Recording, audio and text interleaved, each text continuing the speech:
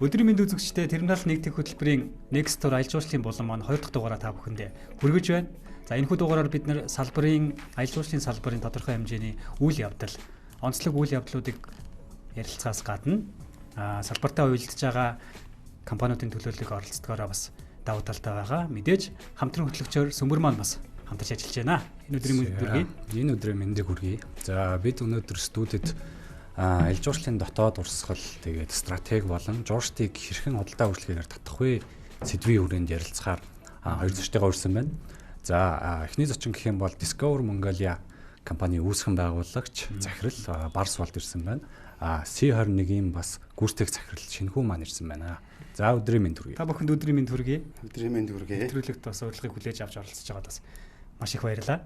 За өрсөнд баярлалаа. За юуны түрүүнд хэдүүлээ ер нь нөгөө байгууллагын талаар нэг ерөнхий мэдээллүүдийг өгөөд тэгээд ярианда орё гэж бодож байна. За тэгээ Барсаа захирлаасаа эхэлчихв. За нийт сонсогчд үзэгчдээ энэ сайхан өдрийн мэнд хүргэе.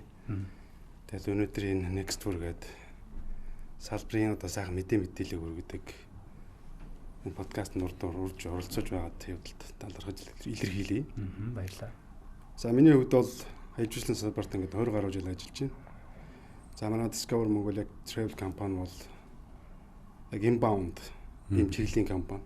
За манай доороо манай Discover World Travel гэдэг бас за outbound чиглэлийн бас охин компани байгаа. Тэгээд энэ салбарт бид 20 гаруй жилээд ажиллаж явж байна да.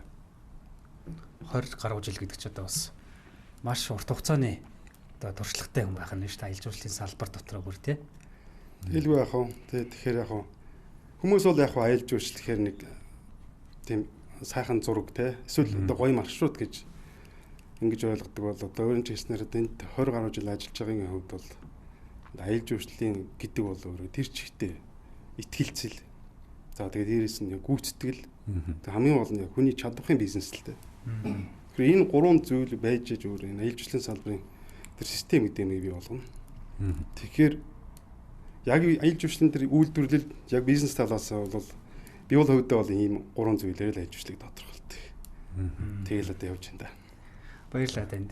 За баярлалаа. За одоо манай Шинхүү захирлын маань компанийн талаар өөрийгөө бас товчхон танилцуулъя тий үзэгчтэй. За өдрийн мэнд. Өдрийн мэнд.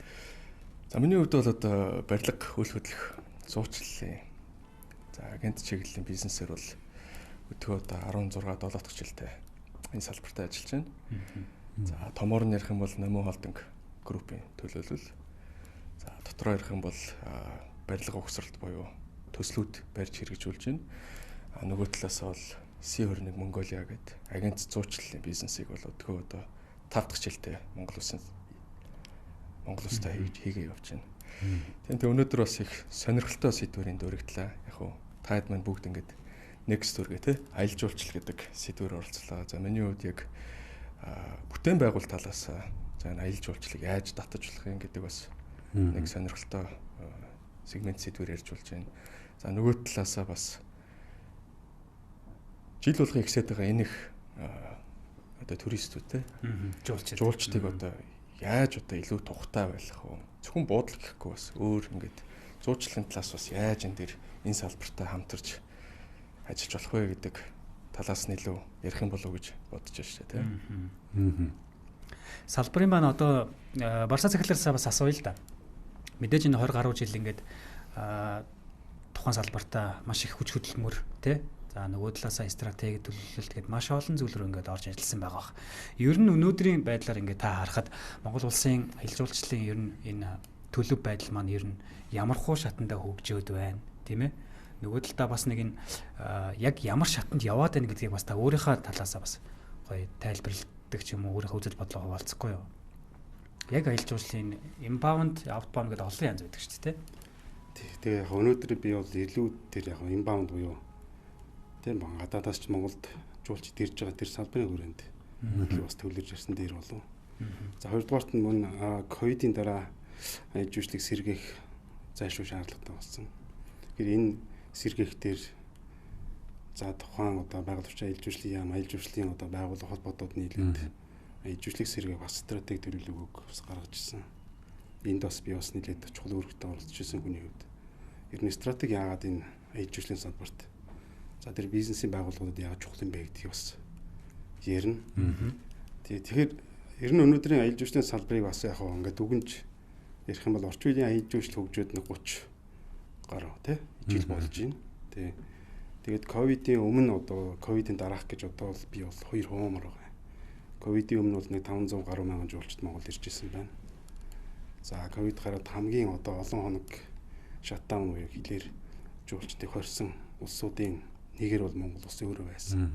Тэр утгаараа аялал жуулчлалын байгууллагууд энэ салбарт ажилладаг хүмүүст хамгийн том одоо хохирол гэдэг ч юм уу тийм зүйлүүд бизнесийн зогссон юм үйл явдал болсон. Тэгэхэд энэ дэс хоошоо бас аялал жуулчлал маань нэлээд эрчимтэй сэргэлээ. За энэ 2025 оны байдлаар Аз намхан талаа бүстэй аялал жуулчлал хамгийн хурдан хугацаанд ковидын дараа сэргсэн 10.5 онд орсон тийм. Тэгэлгүй. Ингээд явж байна. За яг тооны үед бол нэг 800 мянга гаруй жуулчд бид нэр хүлээж авсан байгаад түүхэндээ хамгийн олон жуулчин л хүлээж авлаа л да. Тэ. Тэгээд яг энэ ковидын дараа нэгэнт энэ бизнес гэдэг бол салбар гэдэг бол өөрөө тэр чигтэл ирнэ. Хэрэглэгчийн тухай асуудал шүү дээ. Хэрэглэгч хаана байна? Тэнд л бизнес байна гэсэн үг. Тийм учраас ковидын үед бид нэр ямар стратеги барьсан бэ гэвэл хамгийн богино хугацаанд яаж Монгол жуулчдын тоог нэмэгдүүлэх вэ? Үүний төлд ямар стратеги барих вэ гэдэг дээр бид нэр ажилласан. Тэгэхээр энэ одоо стратегийг бид нэр буюу одоо өөрийн хөрш орнуудын зах зээлээс эхэлж жуулчдыг Монголд тий хурдан хугацаанд татаж жуулчдын тоог нэмэх ийм л бодлого бид нэр гаргасан. Тэгээ би бол хувьдаа бол энд бодлоготой бол энэ стратеги бол хэрэгцсэн гэж ингэж үзэж байгаа. За магадгүй одоо дараагийн төвчний стратеги гэдэг ч юм уу тий төлөвлөлтүүдийг дахиад өөр байдлаар бид нэр тий гаргаад явах шаардлагатай гэж бол харж байгаа тий. Одоо бас яг энтэй адилхан олон жил бидэд жуулчдын тоог өсгөнө гэдэг айгүйх олон гэдэг хувийн хөвшил төрч гэдэг юм уу те ингээд олон жилийн хүсэл мөрөөдөл байлаа хэдхэн жилийн өмнө. Одоо тэгсэн чинь энэ жилээс эхлээд өмнөхсөн жилээс эхлээд ингээд жил болгон сар болгон ирж байгаа жуулчдын тоо маань бас өндөр ингээд өсөлт яваад байгаа. А гингүүд нөгөө талдаа одоо яг би шинэ хүү захирлаас асууя.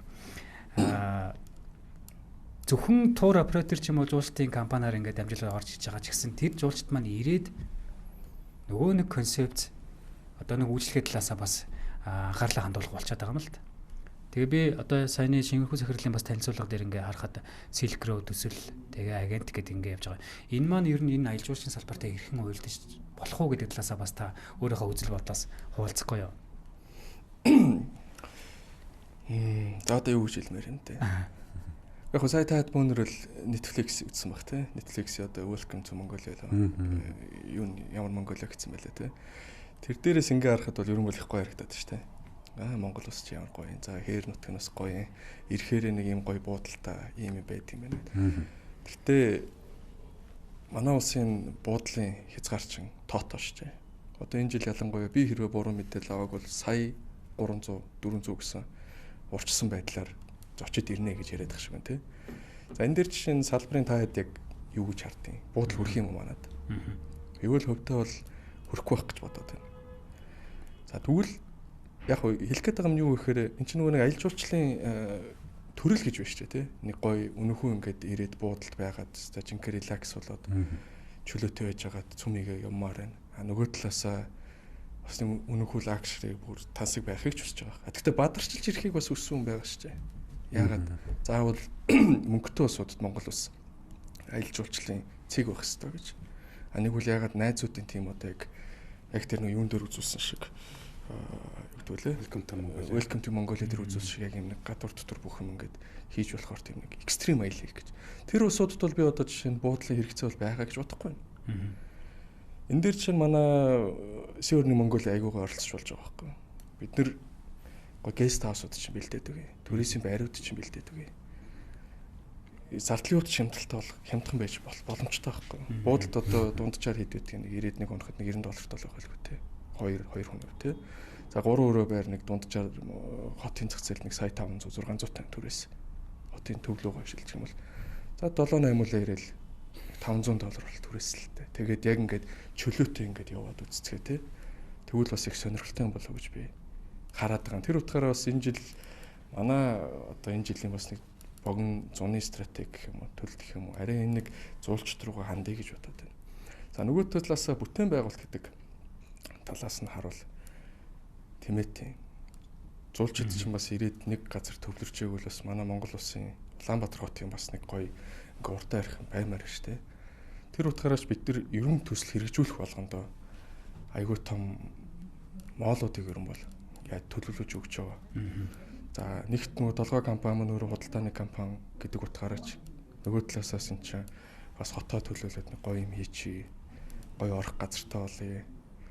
За ялангуяа өвөл ирэхэд бол бас хэцүү байдаг шүү дээ. Одоо энэ өвөл бас манай дээр гадны зочин ирлээ. За нэг сүгнэр авах гээд бид нар нэг ихтэл хүрлээ оруулж байгаа. За нэг гоё хоол идүүлэх гээд нэг ишгэ шангрилаад ирж байгаа. За нэг юм үзүүлэх гээд тэр нэг тэрэлж рүү явж байгаа. Гэх мэт ингээд яг нэг үйлчлэгийг ингээд үзэх юм бол тэгээд энэ дунд чинь бүглэр орж ирээд байна. Замын төвчрэл гэдэг. Төвчрэл орж ирж байна. Тэр усууд чинь ирэнгуут автобусанд аваа явуултаа нэш барьж яваад алахыг хэлтэй нэш. Ер нь над дээр ирсэн хамгийн их комент гэдэг шүү дээ. Хүүтэн байна машинтаа. Тэгээ хоёрт бүглэрөө танах хэвээр айгүй хэцүү юм аа гэдэг. Тэгвэл энэ төвлөрлийн цэгийн нэг газар бид нар хийгээд өгч л дөө. Одоо жишээ нь яг түүн дээр тулгуурлаад бид нар бол одоо зөвхөн 100 Монгол улсад зуулж ирэх тийм юмнуудыг үзүүлэхээс гадна өвөлдөө бас хийчих юмнуудыг бид нар төлж өгöd байгаа байхгүй. Жишээ нь бид нар одоо энэ Silk Road дээр бол ойролцоогоор 30,000 м2 моол төлөвлөж байгаа. За энэ чинь бүх төрлийн үйлчлэгийг оруулаад ирж байгаа. За ер нь хүнд ойлгохоор хэлэх юм бол ерөөс эхлэлгүүрийн номер 2 салбар нь болгож байгаа. Бүх үйлчлэгийг хийж өгч байгаа. За үүн дээр нэмэх нь кино театр, entertainment хүүдийг хийгээд өгч байгаа. За усан паркийг бид нар бүр яг хийж өгч байгаа. Яг утгаар нь ингээд 3-4 давхраас ингээд улсаж гууж ирээ, улсаж унаад. За хиймэл наран шаардлагын газар хийж өгөө. За тэр нь ингээд шилэн таацтай.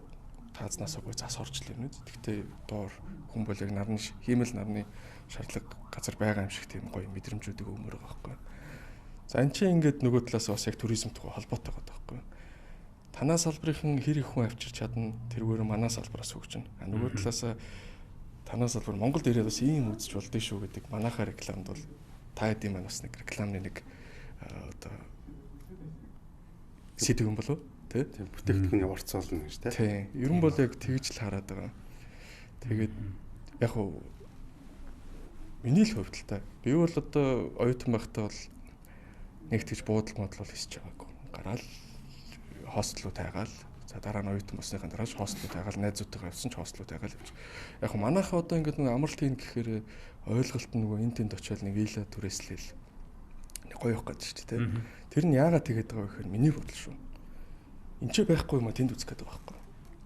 А нөгөө талаасаа тэр нөгөө нэг хөгжсөн орноос чи эренгуульт чи энэ ч ирээд бас яг тэгж баймааргүй шүү дээ. Гоё нөгөө wild life үзчихмээр энэ тий. Гоё юм үзчихмээр Монгол хүний амьдрал үзчихмээр энэ.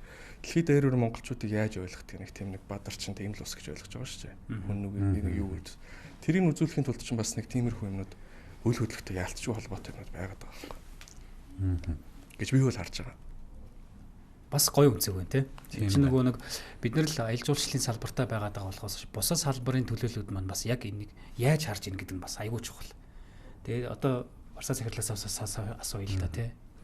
Одоо болохоор сая нөгөө нэг сэдвүүд орж ийн л да. Тэр нь юу вэ гэхээр нөгөө нэг улирлын шин чанартай гэдэг нь тий. Манайх бол яг зундаа гоё ийм байгальтай, тал нутагтай.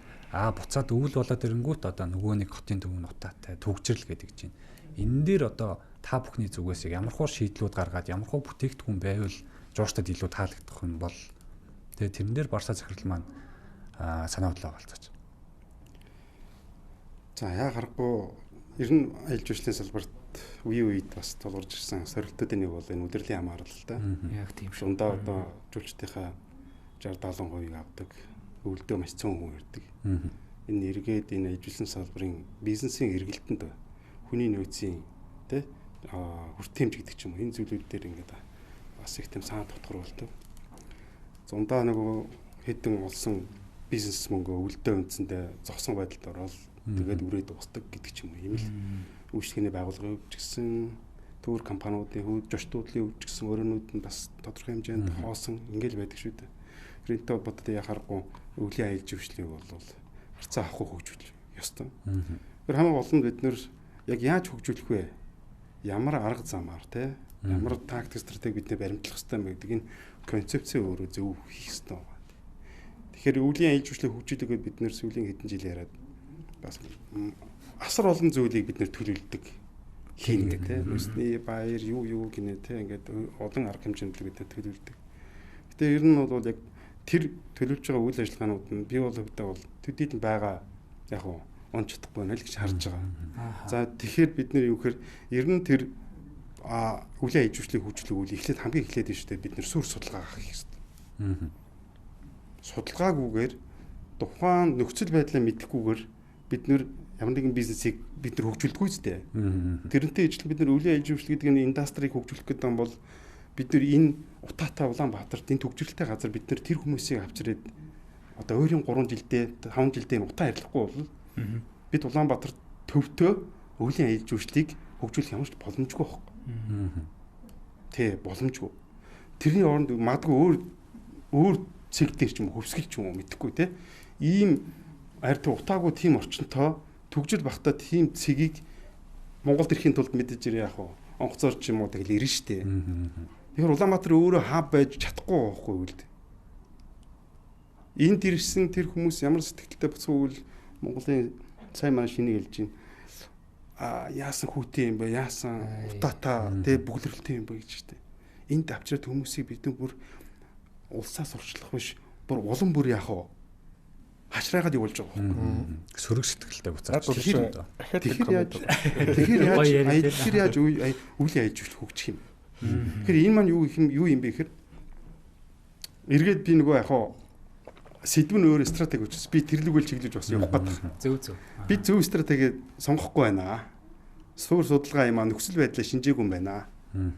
Найлбаа тэр салбарын хөгжүүлэгүүд эхний тэр хийх гэж байгаа стратеги чинь 80-90% нь тэр чигтээ яах вэ? Нөхцөл байдлын шинжилгээ шүү дээ. Тэгэхээр ийм нөхцөл байдлын шинжилгээ хийж үзээд боломжгүй үйл тэрэг орох ёстой. Стратеги гэхээр өөрөө зүгээр л хийгээд бай гэсэн үг биш шүү дээ. Эсрэгээрээ юу гэхээр юу гэж орхих байх тухай байхгүй. Миний бодлоор. Тэгэхээр өөрөөр хэлбэл сонголтын асуудал. Их олон зүйл хийхтэй чухал биш. Яг онсон яг тэр хэрэглэгчдэд таалагдах өсөлт авчрах тийм л цөөн цэгүүдийг яг цөөн тийм стратегийн гол санаачлагын ажлуудыг л хийх хэрэгтэй. Тэгэхээр би бол юу гэж дүгнэх гэдэг юм бол өвлийн аял жуулчлал бол бид нар гарцаа авахгүй хийх хэрэгтэй. Одоо бид нар жоохон арай өөрөөр яах вэ? Ажиллах ёстой л гэж харж байна. Өөр өнцгөөс өөр суурь судалгаан дээр үндэслээд дээрээс нь одоо яг таны хэлдэг шиг саяны би бас асуумаар санагдчихлаа. Уучлаарай. Нөгөө суурь судалгаа гэдэг тэнгуү дата мэдээлэл хэрэгтэй болно. Тэгээ одоо өнөөдрийн байдлаар энэ өвлийн аял жуулчлал чи өөрөө тэгээ байгаа онохгүй байгаад байгаа нь бусад байгууллагууд дээр ч юм уу эсвэл энэ одоо бидний оролцож байгаа дэмжиж байгаа Go Mongolia юм уу эсвэл нөгөө Welcome to Mongolia юм чинь буруу гэж үзэх гээд байна уу? За яг хоо зүгээр альва юм хоёр талтай гэдэг шүү дээ. Тэгээ бид нөр яг Go Mongolia-гийн хүрээнд онсон хийсэн чадсан зүйлүүд тэ жуулчдын тооны хөвд гэдэг ч юм уу маш олон чухал санаачлагуудыг бид нэр хийж чадсан. За наад захын чигт аял жуулчлалын бизнест одоо энэ чи хэрвээ шинэ бизнес хийвэл аж ахуйн нэгжийн орлогын албан дотроос чөлөөлсөн байж байна. Энэ бол өөрөө тэр ковидын дараах аял жуулчлалын салбарыг сэргээх стратегийн ажил байхгүй. Нэг санаа ажиллах. Гэх мэтлэн ийм оновчтой юм хийх хэрэгтэй гэсэн санаа. Тий. Тэгэхээр сайн талууд энэ Go Mongolia-д олон байгаа. За нөгөө талаар яг хөө өвлийн аял жуулчлалыг хөгжүүлэх ёстой гэдэг төр засаг нь өөрөө хэлбэл хит их оролцдог. Орооцолддог. Ингээд нэг бодлого гараад бид нар хийгээд явж яхад яг хөө тас хөндлөнгөөс орж наа чин буруу байна. Ингэж явна гэдэг. Өөрөөр хэлбэл улс төрийн гэдэг ч юм уу те ийм засгийн гэдэг ч юм уу хэн нэгэн улс төрч этгээдийн яг ашиг сонирхлууд энэ манай салбарт аяг их орж ирдэг байна. Тэр нь юугаар батлаж байгааг нь сүүлийн хэдэн жил бид нар хэдэн сайдын нүүр царайг бид нар үзв. Ямар ч олон бодлого дүрм ярьсан бид нар хурал чуулган хийвдээ. Гэтэл бид нар өвлийн аял жуулчлалыг одоо хүртэл те дөрөвтэй төвчөнд гарч чадаагүй юм шүү дээ. Тэ. Тэгэхээр энэ өөрөө зүгээр хувийн хвшлийн бизнес хийж байгаа бид нэртж байгаа. Нөгөө талаараа энд хитрхи утгалдаж орж байгаа мөшгөж байгаа яг улс төрийн буруу бодлогоудч байгаа. Тэ. Би энэ зүйлийг л энэ салбарын зарим зүйлээс их хойш чангаагаад байгаа гэж харж байгаа. Өөрөөр хэлбэл бид нэр тийштэй систем байхгүй нэ гэсэн. Энэ нэг үгээр хэлбэл одоо систем чи өөрөө хэлбэл юу юм? Энэ бодлого Систем юм гүйцэтгэл. Систем юм өөр хүн боохгүй юу? Тэ. Эндээс болоод хүмүүс нэг хөгжихгүй байна. Гүйцэтгэл нь муу болж байна. Буруу бодлого гарч байна. Хэн нэгэн хүн гарч ирэнгүүтээ улс төрч сайд гарч ирэнгүүтээ тэр системийг нь тас цохоод өөрийнхөө системийг оруулж ирж байна. Тэгэхээр бид нар өөрөө энэ салбар маань аялал жуулчлалын салбар сүүлийн хэдэн жил бас яхаа зүгээр гээд өөрөө дотор нэг готолж байгаа хүний хувьд бол тийм сөрөг зүйлүүд бол байна л ч харч байна. Шинэхүү захирал бодлоо хуваалцаач. Сая Үгүй би санаа шалсан. Дэлгэл юм шиг гэдэг. Ааха. Үгүй манай тэр гадаадад бас бүглэрөө утаа гэхээс гадна 0 хоол гэсэн шүү. Бас тийм үсгийн асуудал байгаа шүү дээ, тий. Ер нь мэдээж аялал жуулчлалаар зөндөл хүмүүс ирж байгаа л да. Би ч олон жил олон гадаадуудыг л нүүрсээр харлаа гэдэг шиг. Нэг нойлын асуудлыг яаж шийдчихмээр байна. Айгу хэцүүсэн гэж. За сүүлийн үед ч яг одоо нэг СИУ дээр зөвшөөрдөг болчлоо. Гэхдээ одоо би одоо энийг нэг гайхаад байдэ. Зөвхөн гадны зочд гэхгүй биднэрт бас тохиолдог асуудал гэхгүй. Амар бүглэрөөтэй. Шеймэр идэг. СИУ харагдахгүй байдаг. Өөр байгуул өөр нэг юм руу ороод газ бийцэж ихээр нэгт машин тавих болохгүй. Одоо энэ нэгдүгээр нэг чинь төрд тавихыг хориглочлоо. За 50 гуулт тэгээд бас галзуу хурд ирж ачаа явуучих юм. Хоёр дахь орохоор нэг ихч гарч ирээд мөнгөнийхэн зарим нь бүр тэгээд оруулахчгүй. Энд чинь бас ер нь аялал жуулчлал гэдэг чинь миний ойлголтоор бол 5 дахь шүү дээ. Эхлээд нь 5 дахь байх хэрэгтэй зү. За тэгээд нэг хоолны асуудал байдаг шүү. Зөрүүлээд за би зүгээр чи би өөр сташинг миний хувь бодол шүү. Мэдээж. Тэр нэг байнгын дахиаддаг, гахааддаг усууд чи ингээд хотод авчираад, Монголд авчираад нэг за нэг тэрэлж рүү мэдээж авч явж байгаа. За хөвсгөл рүү авч явж байгаа. Тэгээ манай үндсэн хоол ихэр чи мэдээж нэг махтаал хоол гэж байна. Хөрх амар хурц харагдаж байгаа байхгүй. Заримдаа биднэрт ч бас итгэхэд хэцүү ш чинь чи байж хахад гинт итгэхэр. Ер нь 100 мөн 2 3 хоног гэдвэл ардаас нь худалч хүнд нэг 100 200 татчихэж л шингээдэг штэ. Нөхдүүдэд аваач өгчөж байгаа. За тэгээ өхөөрөө яагаад ч би өөрөөсөө ойлгохгүй юм. Ногоо байдгүй. Тэгснэ харахаар тог байгаа даа. Тог өгнө гэдэг чинь уул нь ногоогоо хөлдөөчих бас болдог штэ. Тэгээ тэхгүй байгаа даа. За тэгээ тэр хурцоолыг өгч байгаа нэг амтай авчрал тэрий чи алаал тавьчихж байгаа шуртна. Пак гэл. Тэгээ нөгөөтг нь яг Монгол юу гэл идээл юм. Хамгийн түрүүнд миний бас энэ жил бол саяны 100 тэгээ өвөл бол ичсэн юм. 0 хаавна гэдгсэн нэг ярэ очиж байгаа. Асуухаар нэг тент гээд нэг юм зааж өгч байгаа. Тэр нь ингээд нэг 4 мод татцсан ингээд даавгаар юм нэг уутаар. Ялангуяа өдөө хээр явж хахад тий. Тэгээд аваачаад ингээд имгт гадна нөгөө нэг амьдралтай нойлгүй гадаа шээж байх байтугай нойлгүй байсан үний чи аваачдаг. Нөгөө ч өөрхөн хотод нэг өндөрцөн хэцүү л байгаа шүү дээ. За тэр нэг асуудал. Тэрийг би бол ер нь энэ танаа залбарынхан бас гоё шийдэл гарах болов уу гэж харж байна. За.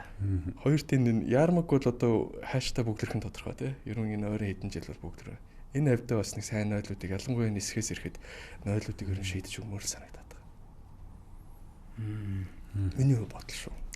Тий. Тэгээд яг нойл тий хоноол хоолоо ярьсаар байгаа бид ер нь ярьсаар 30 жил болж байгаа байхгүй юу? Тийм бах тий. Тэгээд яг харахгүй аялал жуулчлалын салбарч тэгээд нэг олон салбаруудын нэгдэл шүү дээ. Тий. Ирээд хүн чинь хоол идэн, орон байранд орно. Үйлчлэгээ унаа машинаар явна. Тэр чигтээ энд хүний хэрэгэлдэг бүх хэрэглээг л хэрэгэлдэг. Өөрөөр хэлбэл нэг жуулчин хэрүүл нэг Монгол улсад яг нэг хэрэглэж бий боллоо л гэж үздэг. Тийм шүү дээ. Хэсэг хугацаанд 800 мянган жуулч ирсэн бол 800 мянган хэрэглээ бий болсон байна. Тодорхой хугацаанд тэр нь эргээд дотоодын эдийн засаг энэ үйлчлэгээний байгууллагууд эднэрийн хувь нэмэр оруулсан гэсэн л худалдан авалт хийсэн л гэсэн үг шүү дээ. Тэгэхээр тэнд ирэхээр анхаарахгүй тэр хоол гэдэг ч юм уу тэр нойлын асуудлыг бол үргэлжил ярьдаг. Яригцаар л байх. Яригцаар байгаа. Тэгээ монголууд яхаа ярах маа шинэ бол яг нэг салбарын хөндлөнгийн хүн учраас бас зүйл харсан л байна л да. Яг харахгүй ирээд манай Монголын хоол бол яг үнэхээр ямар ч баялаг зүйл юу ч байхгүй. Тэгээ сайн хэлдэг. Ястал нэг мах тэгээд хорхог гэдэг ч юм уу тэгэл тэгээ жуулчны баазуудаар нь явахаар нэг хідэн хоол ингээл давхцдаг ч юм уу. Ийм л процесс шүү дээ. Тэгэхээр бид нар хоолны хөсгөл хийх ёстой гэсэн. Тэгээ хоолны хүмүүс нь шүү дээ. Тэр хэлээд байгаа шүү дээ. Хаашаа шуурс яг ижлэхүү хоол байгаа. Юугээр ялгаатай. Манай дэж байгаа тэр монголчуудтай бол зөрүүлсэн биш. Гадны жуулчдад зөрүүлсэн тийм монгол хоол бид нэр яхаа гарах хэрэгтэй байхгүй тийм. Тийм биз дээ. Коллекшн гэсэн. Тийм. Японд бол яадаг вөхөр жишээ нь шүү дээ. Ер нь аялал жуулчлалыг ямар үед илүү сайн хөгжих вэ гэхээр нэг дөрвөн зүйлийг л хардсан бил. Нэгдүгээрт нь тухайн газар очихоор ямарсан ч тэр тухайн улс орны ч юм уу байгаль тийм үстэй үзэсгэлэнт газар байна уу гэж нэг таардаг. Хоёрт нь тухайн улс соёл байна уу юу? Өөрийн гэсэн соёлтой улс орно уу юу тийм. Гуравт нь хамгийн чухал зүйл нь өөрөө тэр цаг уур амьсгал айгүй чухал. Аялахт уур амьсгал. Дөрөвт нь хоол орт юм л. Японд энэ дөрвийг илүү аялал жуулчлалыг хөгжүүлэх хэрэг яг уу энэ дөрвийг ихний ээлжиндээ барьдаг. Тэ. Жишээлбэл уур амьсгалыг бод тэ. Тэ цаг агаар уур амьсгал. Үнэхээр 40 градусын тисгэн хөтөнд хүнийг авчираад хаашаа аваачих уу? Бид өөрсдөө яах вэ? Хөлдөж өгч байгаа газар шүү дээ. Тэгэхээр энд аялал жуулчлалын хамгийн яг онлын үед бол нэг ингээд зөв юм саяны дээр таатаг ярьж штэ. Тэгэхээр цаг агарын үед яг таата буюу тийм зүйлийг хүсдэг жуулчдад яг Монгол бол тэр болгон тохиромжгүй гэсэн үг байна шүү дээ. Тийм экстрим жуулчид тэр нүүдэл байгалийн өвлийн тэр хэцүү байдлыг гэдэг ч юм уу тэр өвлийн үлрэлийг монголч Улаанбаатарчтай хамгийн л одоо тэр экстрим хүүтэн хамгийн хүүтэн нийслэл гэх мэтлэнгээр шандас тэргээд тэр соёлтойгоо яг тэр Улаанбаатараас гараад байгальтайгаа тэг гоё хоол унд гаргаад ингээд тийм маягаар л би бол хөгжүүлэх боломжтой л гэж хардаг тий. Сая шинэ захирлын хэлдэг нөө яарамгийн төвчрхэн тодорхой гэдэг. Тэрэн дээр одоо ойрын гэсүүч гэсэндээ Солонгос руу хүн гаргаж өгөх гээд явхад баг Солонгостой бууж яхад би хоттой стил яармагтаал явсаар байгаа байхгүй. Наа чи бодтой, яг бодтой явдал шүү дээ. Энд чинь хэдэн жилийн өмнө шүү дээ. Сая энэ шинэ гүүрмөр гарааг байхад. Би ээжигээ нисгэлээ өргөж өгч байгаа. Манай чи хаашаа явж илээ. Би ээж явж илөө. Энэ ойрхон нэг хятадын зөвлөл явсан. Ирж байгаа. Пүн. Ээж нь буучлаа гэж байгаа. Би яармагийнхаа гүрэл ороо сууж, ороогоо сууж байгаа байхгүй. Ер нь бол ийм л ч бодож шүү дээ. Тэгээд төгжрлийн асуудал яг ер нь зүгээр яг нөгөө хот төлөв талаас нь ярих юм бол зүв байгаад байгаа. Ашгүй нийслэл бол нисгэлүүгээ хөгждөг нь бол үнэ. Энэ бол гарцаагүй асуудал. Гэхдээ нисгэлүүгээ хөгжөхөөр тул бас тийшээ чинь тодорхой хэмжээний дэд бүтцийн бизнесүүдийг аваачих хэрэгтэй байхгүй. Хотын төвд хамаг бизнес аваачаад тэнцээ амьдр гэдээ харж буруу байхгүй. Манай энэ хот чинь нэг айгүй сонирч яг харахаар нэг Америк, Европын ингээд хөгжилтэй ойрхон юм шиг. Тэнцээ бол ингээд даунтаунд хамаг бизнесээ төвлөрүүлчихэд оршин суугчид нь бол ингээд хотынхын гадуур амьдэрдэг шүү дээ. Тэгээд ABC гэдэг ингээд зэрэглэр явждаг. Гэхдээ тэнцэнээс ч хот руу орж ирэхэд хайвейуд байна. Доогуур замууд байна. Товчсон замууд байна. Бүх юмнууд нь байгаад байна тий. За тэгээд бүгднийг хотынхын захлууж игсэн чинь ингээд тарааж чигч байгаа байхгүй юу. Манайх чинь тэрийгээ дүүрээсэн юм шиг тийшээ ингээ ярамглаа явуулчаад одоо 40,000 айлаг явуулчаад тавьчлаа шүү дээ. Нөгөөд нь өглөө ялтчихгүй. Орж ирдэг. Орж ирэхөөс арга байхгүй. Төвдөө хамаг ажил нь байгаа юм чи яах юм бэ? Одоо зарим юм яриад ирчээ. Тэр нэг сүүлд нэг пивнээс орчлоо байсан баха тий.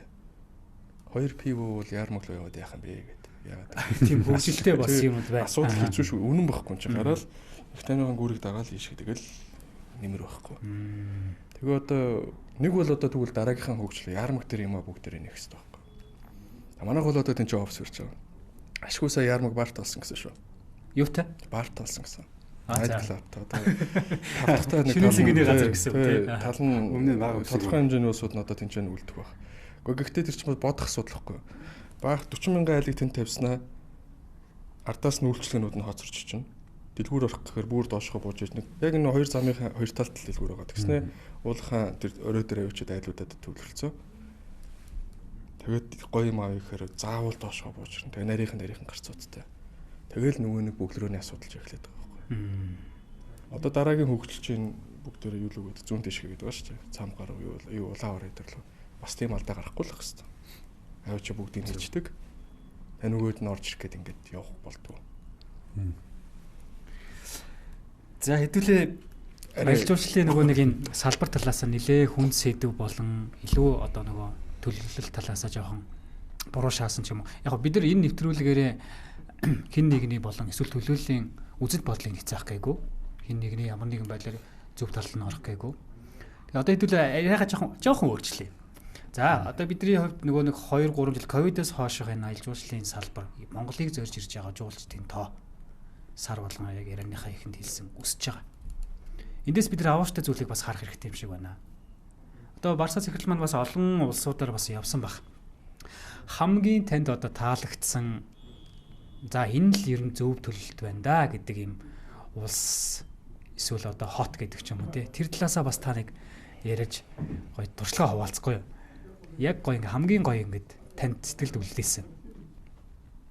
За яг ер нь ээлжүүлсэн тэр бол үлгэр жишээ болдог олон улс орнууд л байна л да. Тэгээ би яг энэ хугацаанд нэг бараг 60 орчим улсаар аялсан байна. Тэгээ яг төлөвлөлт тэрэнд явагдаж байгаа ээлжүүлсэн одоо бизнесүүд үйлчлэгээний төвшин, дид үтц тэр хүн хоорондын тий харилцаа бизнес гэдэг бүхэл зүйлүүдийг л бол ажиглаж л явдаг. Зөв надад бол хамгийн бас яг таалагдсан газрууд нэг бол Япон байдаг. Тэгээ Япон бол одоо хүн төвтэй ер нь бол нийгмийг бүтээсэн юм газар шүү дээ. Хүн төвтэй нэг. Тэгэхээр энэ аялал жуулчлал салбар чи өөрөө тэр чигтээ хүн төвтэй л юм л салбар. Хүний итгэлцэлтээр явдаг. Одоо сайн чадвартай ажилтнуудын тий гүйцэтгэлээр явдаг. Ийм л салбар. Тэгэхээр Япон бол энийгээ бол маш тийм стандартын дагуу бүх үйл ажиллагаануудаа яг явуулд юм байна лээ. Тэгэхээр аялал жуулчлал бол тэнд юу гэж үздэг гэвэл стандарт гэж үздэг. Нэг стандарт л байна. Стандарт. Тэ өөрөөр хэлбэл стандарт гэхээр бид нар магадгүй SOP гэж ярьж штэ. Тэгнь. Дүрм журм. Яг энэ дүрм журмын дагуу ажлуудыг явуулах хэвээр. Дундаас нь нэгийг яг алгасч үлдээж болохгүй. Тэгвэл яг энэ тэр ажил нурах магадaltaй. Тэгэхээр тэнд ямар нэгэн байдлаар тийм стандарт систем байна гэсэн үг байгаа. Тэр л надад илүү таалагдав. Тэр утгаараа яг Японч нь тэгээд илүү тийм төвлөрөл үүсэж байгаа хотууд дээр жишээлбэл доктортой аялал жуулчлалын бодлогуудыг хэрэгжүүлж байна. Энэ төвлөрөл үүсэж байгаа тэр Кёто гэдэг тэр хотыг төвлөрлийг сааруулахын тулд бусад хот руу чиглүүлэхийн тулд ямар бодлого хэрэгжүүлэх юм бэ? Токио, Осака энэ гураас яаж бусад газрууд жуулчдыг тэгш тараах вэ? За энэ гураас бусад хот руу нисэж ивэл энэ хугацаанд нисэх юм бол дотоодын нислэгийн тийз үнэгүй гэж байгаа байхгүй юу? Маш гоё ийм татаасаар ийм бол. Энэ гурав нисүүл яг уу. Тэгэл Токиод буудаг цаашаага Осака гэдэг ч юм тэр хамгийн их төвлөр болсон хотуудаас бусад захын хотууд руу нисгэд тэр Japan Airline яг уу онгоцны нислэгийг үнэгүй болгож штэ. Энэ л өөрөө яг уу айгүй тийм бодит тийм төвлөрлийг бууруулах гэдэг ч юм уу ийм л чухал зөв бодлогоор л ажиллаад байна л гэсэн үг л дээ. Тэгэхээр бид нар бас эндээс Японы тэр олон кейсүүдээс доктортой аялал жуулчлалын кейсүүдээс төвлөрлийг бууруулах кейсүүд байна. Тэр байгаль хамгаалах одоо орон нутгийн хүмүүсийн бизнес хийх боломжийг илүү бий болгох. Ийм тэр орон нутгийн хүмүүс яаж үр өгөөжтэй байх вэ гэдгийг анхаардаг салбарыг ер нь хөгжүүлэхийн төлөө Япон ажилт юм билээ. Тэгэхээр бид нар тэндээс илүү сурж яах вэ? Хөгжих ёстой л гэж би бол харж байгаа. Зөв. Ер нь өнөөдрийн сэдв дээр маань бас худалдаа үйлчлэгээ гэдэг байгаа л да. Яг уу миний бодлоор монголчууд ерөөсөө нэг юм ойлгодог нь аялал жуулчлал гэх юм бол нөгөө аялын компаниуд л тэрийг одоо заавал өөрөө хөгжүүлээл өөрөө ашиглаа яваад байдаг. Тэнгүүд саяны яриад байгаа 800 мянган жуулчин гэдэг чинь ямар нэгэн байдлаар 800 мянган хэрэглэгч байгаа юм. Одоо үзүр үйлчлэгээч хоол худалдаа авалч. Энэн дээр ер нь яаж хамтарч ажиллавал одоо энэ жуулчдад болон одоо бизнес эрхлэгч нарт давуу талыг гаргаж өгөх юм бэ?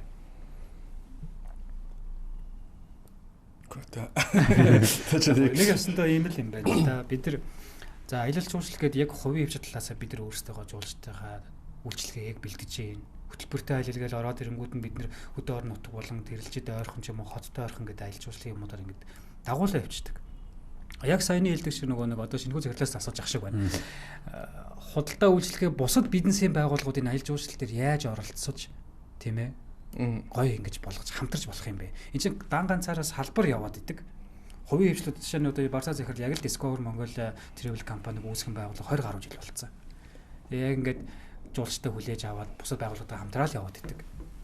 Тэгээ бусад байгууллагуудыг бас яг таны зүгээс ингээд уриаллах ч юм уу яг ийм гоё дэмжүүл нэг юм point байгаад. Гэхдээ түрүүн Барса захирлаар хэллээ шүү дээ. 800 мянган зочин гэдэг чинь өөрөө 800 мянган хэрэглэгч.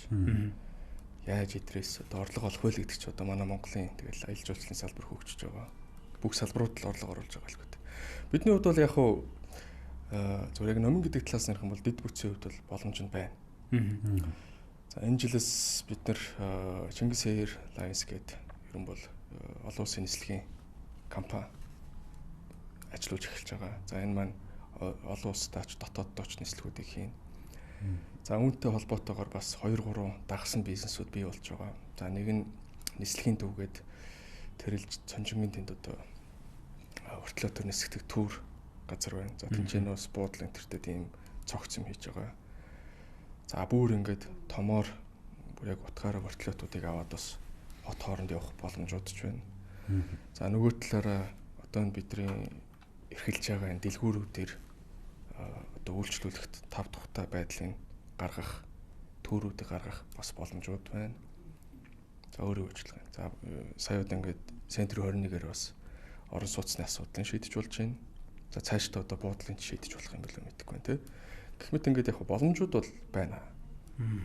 Хоолны салбарт нь ч гэсэн бид нэр дэмжиж ажиллаж болно шүү дээ. Түрүүн Барсаас эхлүүлсэн хэлээ, тийм. Гоё хоолтой болмоор ингээд.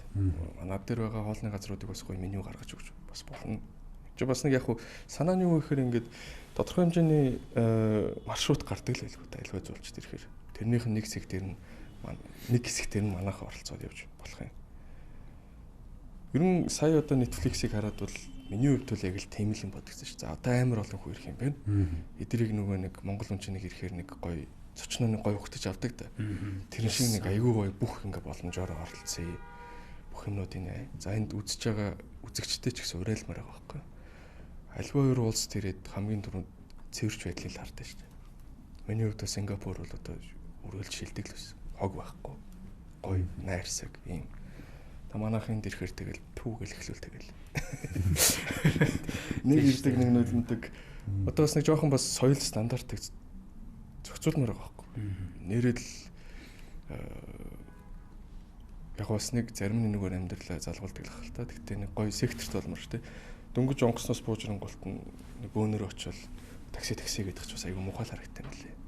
Нэг гоё яг такси бэрд. Одоо Токио Мокод бол яг тийм шүү дээ. Таксины авах цэг байдаг. Сингапур ч гэсэн буудлаа таксины авах цэг.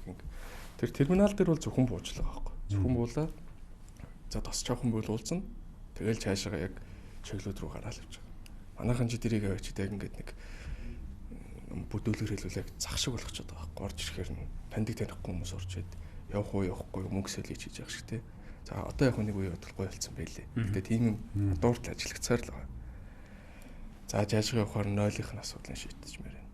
За зөвхөн заавал CU-гээр орох биш. Ерөн бас нэг гадны зочинд бол нойлоор үйлчлүүлэх эрхийг нээж өгмөр санагдтыг надад. Ерөн гадна ч ихэлдэг монголчууд бүгдэнд нь л ерөн нойлыг үйлчлүүлмөр л. За мэдээж тэр хүн үйлчилж байгаа бол мөнгө төлөөл гарах нь тодорхой шүү дээ. Би бол жишээ нь одоо CU-гээр ороод бол нойлыг ашиглаад нэг бох аваад гардаг. Гэсэн чинь нэг тэр цэвэрлж байгаа хүүхдтэй юм чи нэг жоохон ч гэсэн орлогот нь олмоор.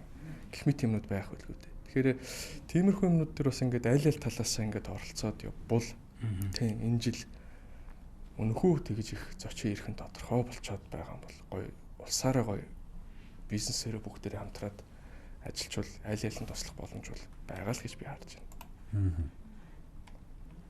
Адгийн наазах нь одоо том дэлгүүрүүд бүгд нөт бүцээ хаалгалтуудын доор нь хийж өгмөр л шүү дээ. Currency-тэй зүг.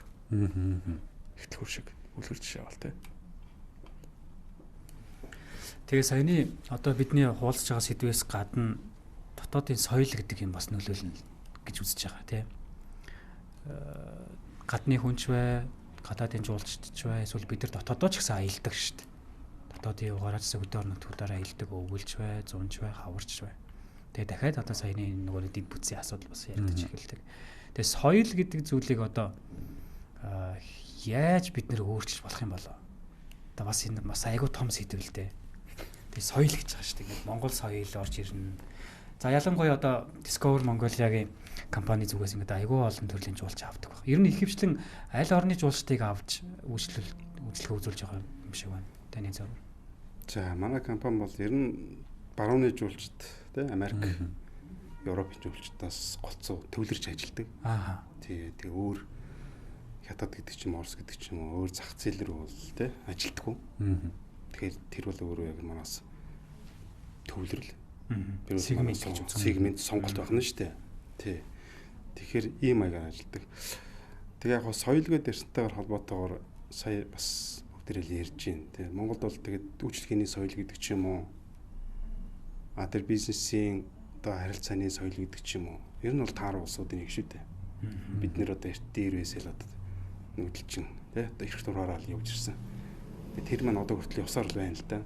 Тэгэхээр аялал жуулчлалын салбар гэдэг чинь өөрөө тэр чигтээ харилцаа хүн хоорондын ихтгэлцэл найдвартай байдлыг л ингэж хардаг. Тухайн улс орны нүүр царайг ирээд гудамжнаас нь л хардаг саяны байдлаар. Тэгэхээр бид нарт энэ соёлыг тогтоох зай ашиг шаардлагатай байна.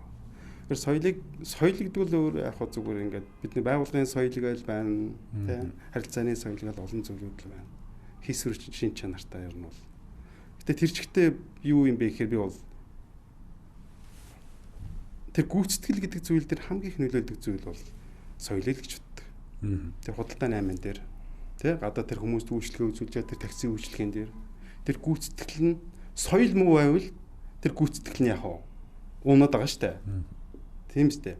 Тэгэхээр тэрийг яах вэ гэвэл миний бодоор би бол компаниудаараа жишээлбэл тэр ер нь компаниудаар байгуулгын соёл гэж ярьдаг шүү дээ. Компани соёл айгүй чухал шүү гэдэг. Маш чухал.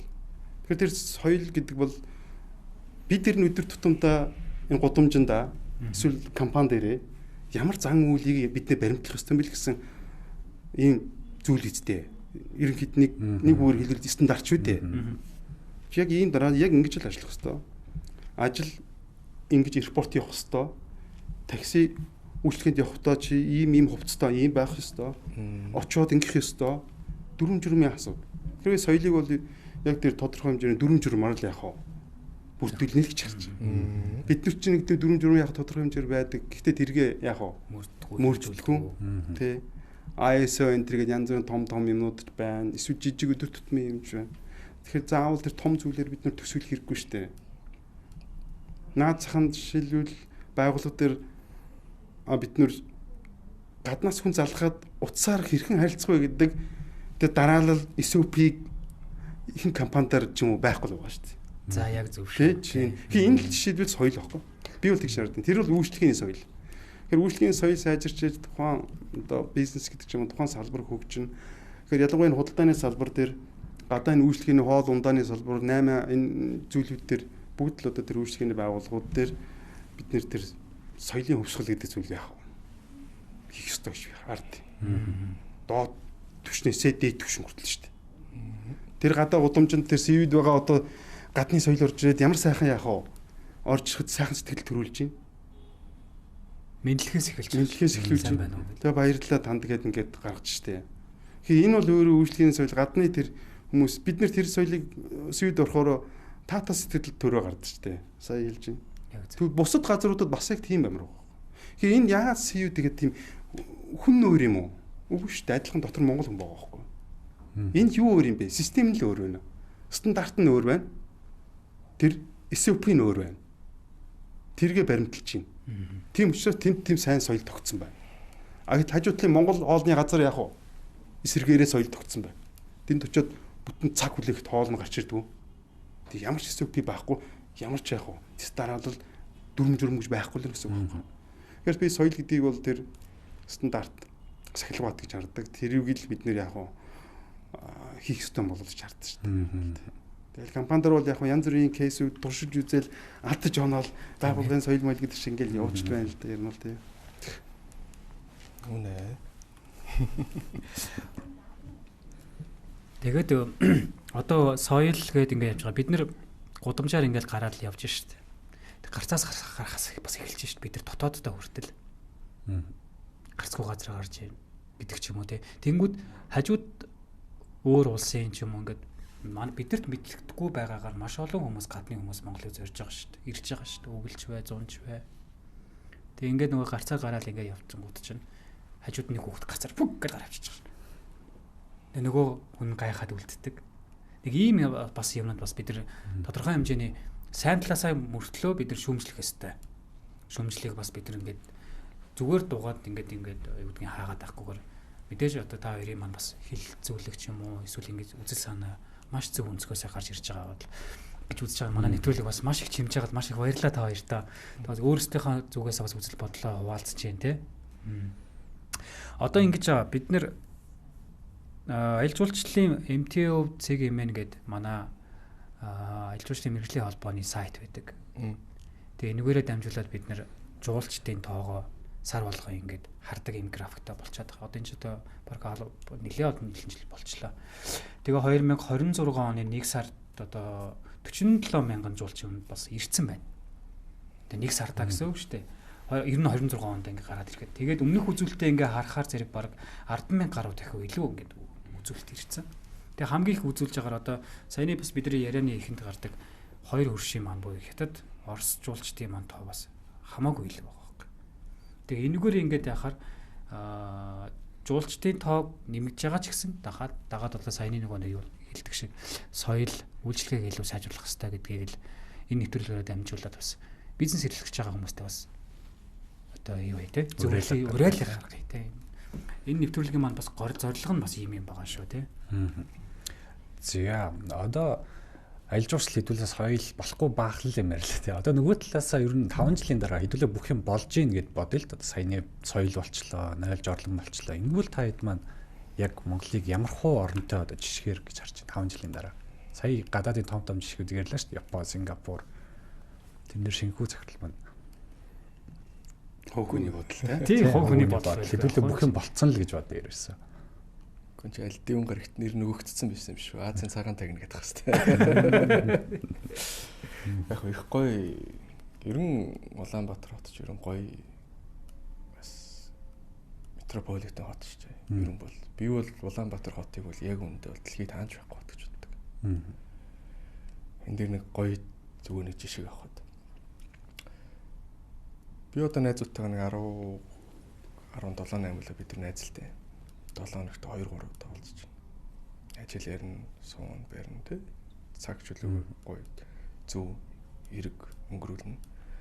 Одоо саяны дурдсан орнууд хятад юм уу гэдэг. Саяны хятад төрштэйгээ ярьж байхад ерөнхийдөө тэгж ямар гоё юм бэ гэдэг. Яасан гэсэн чи тэнцээ чи төрсөн хотн гэдэг нэг газар байт юм байна. За тэгээд нэг 10 жил гээд за тэнцээ нэг найзууд төгсөөд өөр газар очиж их сургуульд орно гэдэг нэг өөр газар очиж байгаа юм. За тэнд нэг ахаад нэг найзууд. За тэгэн гуултай ажилд орж ингээд бас нэг өөр газар очиж байгаа юм байна. Тэгээ ингээд энэ тэндээс нэг баахан цөлмсөн найзуудтай. Тэгээ бидний одоо энэ Улаанбаатар хотын нэг амар гоё кайф байна шүү дээ. Одоо гараад 10 жилийнхаа найзтай уулзъя бол тэгэл уулзах боломжтой л шүү дээ. Бүх хүмүүстэй уулзах. Энэгээр би бол Улаанбаатар хотыг бол амьдрахад амар гоё газар гэж боддог. За ялангуяа турист талаас нь харах юм бол тийм.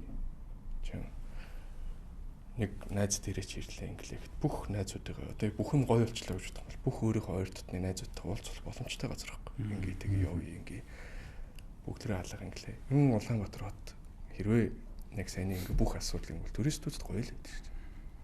Бас нэг өөр сонин үнцэг шүү дээ. Нэг орчин үеийг нэг хуучны коммунизмтэй ингээ холдсон. Хуучны нэг эсвүүдэнч байгаад байдаг, шинэ эсвүүдэнч байгаад байдаг. Тэгээ зундаа нөгөө нэг манайхан чинь тал нь өдөө гарчгаар айгүй гоё хот шүү дээ. Би бол хөгжүүл гоё л гэж боддог. Гэхдээ Монголд ир Улаанбаатар хот гэж ирдэг юм байна. Одоо Монгол захирлаас ер нь яг Монгол гэж ирж байгаа шүү дээ. Яг Улаанбаатар гэж бол ирэхгүй. Ер нь бол юу гэж очиж байгаа тий. Улаанбаатарт яг одоо ирийг үйл тэгэл ажил хэргийн бизнес гэдэг ч юм уу суралж болгонд бол яг тэгэл. Тэрнээс бол тухайн яг энэ хот руу очие гэдэг байдлаар бол Улаанбаатарыг Монголд ч мэдээж Монгол гэдэг брэндээр явдаг тий. Дэлхийд бол бид нэр. Тэг яг 5 жилийн дараа тэр асуудлууд шийдэгдсэн байхад бол Монгол улс бол бие бол хөвдөө бол нийлээд аялал жуулчлал өндөр хөгжсөн. Үйлчлэгийн чанар стандарт сайжирсан. Өвлийн аялал жуулчлал янз бүрийн сонирхолтой байдлаар хөгжсөн. Тэгээ дотоод хүмүүсийн аж амьдрал магадгүй сайжирсан. Дагаал ингээл явах хэрэгтэй шүү дээ. Тэгээ бид нар чинь байгалийн үед бол үнэхээр гайхамшигтай. Яагаад гэвэл бид нар чинь нөгөө Төв Азийн элсэн цөлөөс Сибирийн ой тайгын хооронд ингээд орчдөг учраас байгалийн маш олон хэв шинжтэй. Тэ. Нэг өдрийн дотор л магадгүй маш олон төрлийн байгалийн хэв шинжийг тэ цөлөөс эхлүүлээл ой тайг гэдэг чинь бүгдийн дүнс шаран шүү дээ. Тийм улс бол маш цөөхөн байдаг. Тэ ийм богино хугацаанд ийм солонгорсон ийм байгалыг үзэхэд яг онцгой газрууд бол мэдээж байдаг. Монголд тэрүүгээр онцлогтой. Хоёрд нь тэгээд яг мянган жил болж ирсэн мэдээж нүүдлийн аж ахуй байна. Тэ? Монгол хүмүүсийн тэр нүүдэлчин зан төлөв тэр амьдрал байж байна. Тэр бол тэгээд хөдөө орон нутагт бол байсаар л байна. Бид нэр өргөн удам нутагт төвсгэртэй. Тэгэхээр энэ бол өөрөө манай ээлж уучлал бас ялгарл нүүдэлчин ахуй соёл гэдэг бол энийг бас тодорхой хэмжээнд бол гол бүтээгдэхүүний нэг байсаар байгаа. Тэгэл адал явдал тийм ээ уулан даврах тэр мөрөн аялал тэр үйл зууны байдлаа хөлбрээр хөгжсөн. Тэ. Ингээд үйлчлэгээ нь илүү сайжраад ирсэн нөхцөлд орчин сайжраад ирсэн нөхцөлд жуулчдын яг өөрөө наашаа зүгэлдэг тийм бүс нутг болно л гэж би бол харддаг. Тэгэхээр илүү бид ч одоо 3.5% хүнтэй тэгээ одоо сүүлийн үед яг нэг хүн хүчний хүний нөөцийн дутагдал бас тодорхой хэмжээнд орж байна. Тэгэхээр эндээс бодлого хэрэгтэй. За одоо бид нар сая сүүлийн нэг 3-5 жил илүү тийм олон жуулчдыг татах бодлого барьжсэн бол би подкастын өмнө хэлсэн тийм. Одоо бид магадгүй би бол хувьдаа бол нэг сая жуулчин гэвэл илүү чухал чамбай чанартай сая жуулчд руугаа бид яах вэ? Дараагийн нэг 5 жилдээ бид төвлөрж ажиллах хэрэгтэй л гэж хувьдаа хардаг.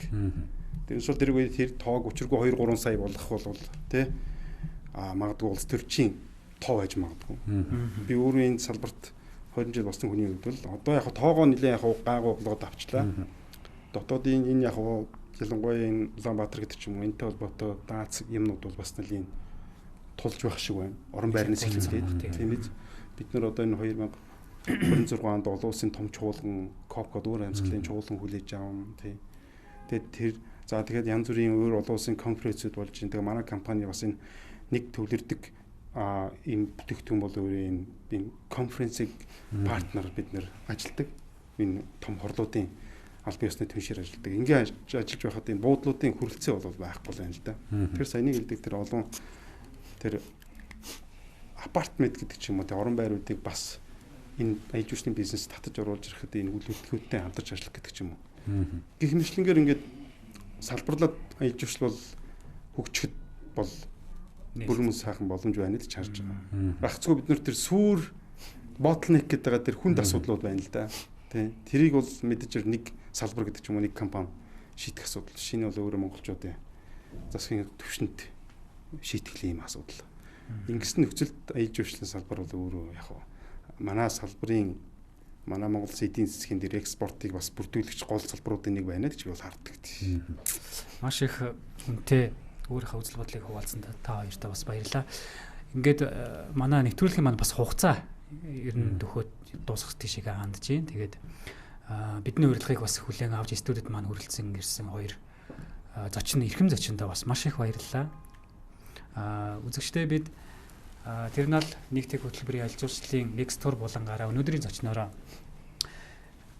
C21 компаниг үүсгэх захирал шинэхүү. За Discover Mongolia Travel компани үүсгэн байгуулагч Барсфолд захирал наралтайгаа уулзлаа урьж оролцууллаа. Өнөөдрийн сэдвээр бидэд альж үйлчлэлийн стратеги за мөн дээрээс нь үүнтэй холбогдуулаад өөр бусад салбар худалдаа үйлчлэгийн салбараар хэрхэн уялдаж болох юм бэ гэдэг талаар маш их чөлөөтэй сайхан ярилцлаа. За тэгээд бидний урилгыг хүлээж авч ирсэн та хоёртаа бас маш их баярлалаа. Nextor булан маань 7 хоног бүрийн мягмар гарагт 15 цагаас та бүхэндээ хүрдэг. Хамтран хөтлөгчөөр бас сан бүр маань ажиллаж байгаа. Ингээд энэ нэвтрүүлгээ бас дуусгая гэж бодож байна. За тэгээд эх 7 хоногт яг энэ цагтаа хэдүүлээ дахиад эргүүлээд шинэлэг сэдвэрээ дахин уулзцгаая. Баяртай үзэгчтэй. За баярлалаа хоёр зочиндоо хүрэлцэн ирж санаа бодлоо уулзсанд. Тэгээд дараагийн дугаараараа уулзлаа. Түр баяр таа.